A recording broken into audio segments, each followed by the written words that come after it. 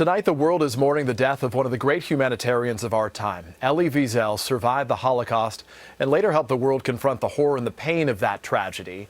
The renowned author and Nobel Peace Prize laureate taught generations about not being silent in the face of injustice.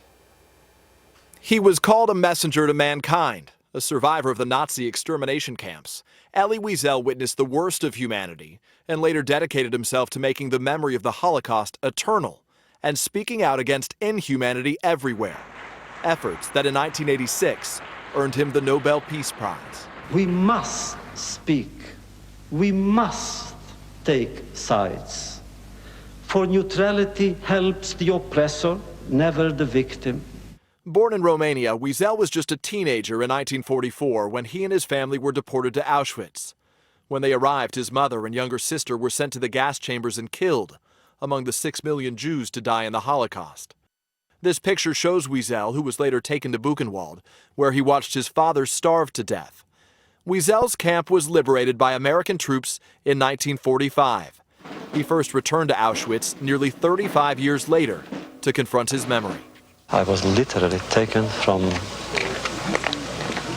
my books of Talmud, which speak of humanism, of beauty, of truth, into the kingdom of hell. Until his death, Wiesel taught timeless lessons about hope and despair, warning of the perils of indifference, and partnering with many international leaders and celebrities to focus the world's attention on injustice and suffering, like the victims of war in the former Yugoslavia and the tragedy in Darfur. No one has taught us more than Elie Wiesel. His life stands as a symbol. His life is testimony that the human spirit endures and prevails. A passionate supporter of Israel, Wiesel wrote more than 50 books. His most famous, Night, a haunting chronicle of his Holocaust experiences.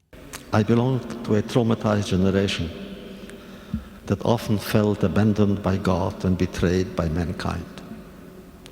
And yet I believe that one must not estrange oneself from either God or man.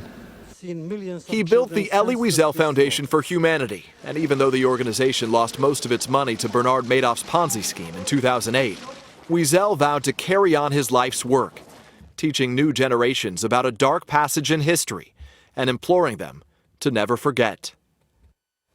And one more moment in the life of Elie Wiesel being recalled tonight, the day in 1985 when at the White House he implored President Reagan not to visit a German military cemetery where Nazi war dead are buried. Wiesel said, "That place, Mr. President, is not your place.